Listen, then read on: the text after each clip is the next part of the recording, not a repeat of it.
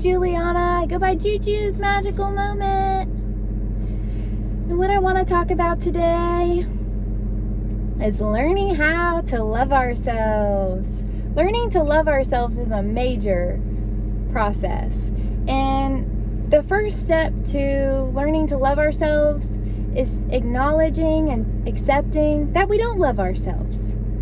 And this was really hard for me because I was in denial for a little bit of time. I thought I loved myself, right? It was my ego.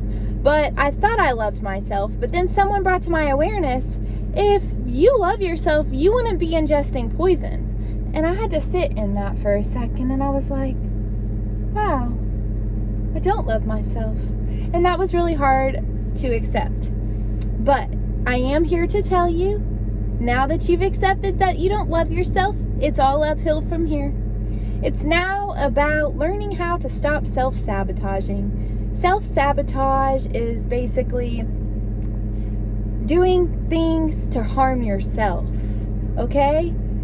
And this comes in a lot of forms, and alcohol was my form of self-sabotage. Putting myself in environments where I would sabotage myself to remind myself that I'm not worthy, valued, and loved. And then putting myself in relationships, sabotaging the relationship because I didn't want to believe I was worthy, valued, and loved. It all comes down to worthy, valued, and loved, right? So what I was going to tell you is self-sabotage is important because if we're doing drugs, doing anything to escape our feelings and emotions, we're self-sabotaging, unfortunately. That's my belief. I'm sticking to it because my experience has been that.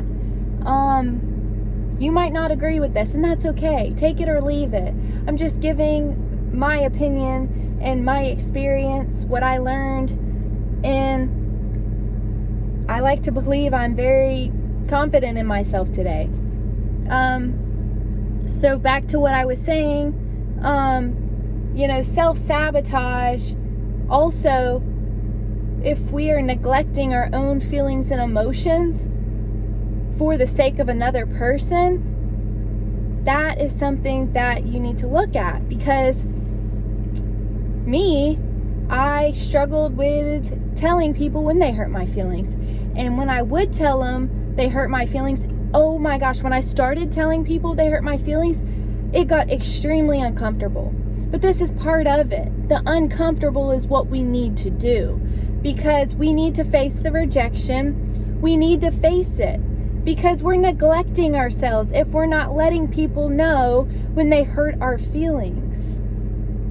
And if they gaslight you and turn it around on you, or say you're too sensitive or too weak or too much, take that as a sign not to surround yourself with that person, because they lack empathy.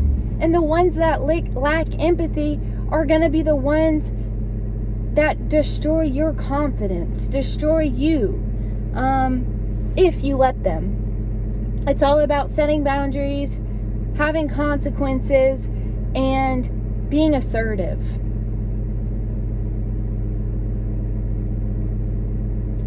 Back to loving ourselves. So part of loving ourselves is also thinking for ourselves, not hanging out with other people to think for us, but being our own self, like allowing our own self to shine, getting in touch with what makes us feel alive, what makes us feel good, what makes our soul shine.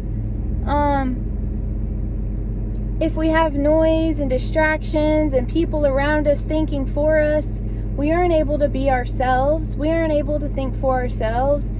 If we are in a relationship and we just bow down to whatever that person does, that's not thinking for yourself. You come in and mesh with somebody? No, you think for yourself.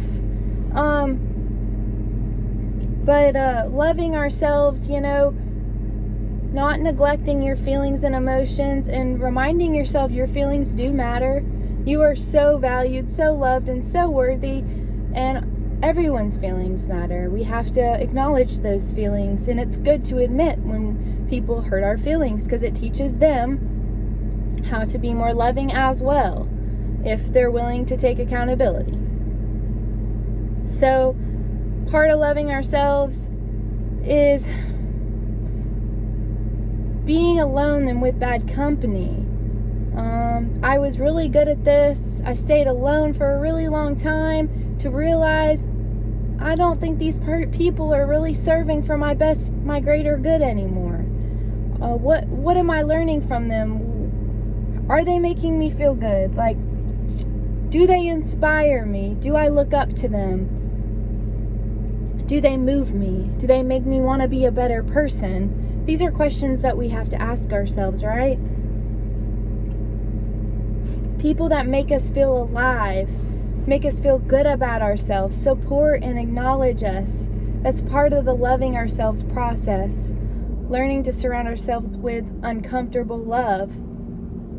Especially if we've never had it, it's going to be extremely uncomfortable. What was another thing?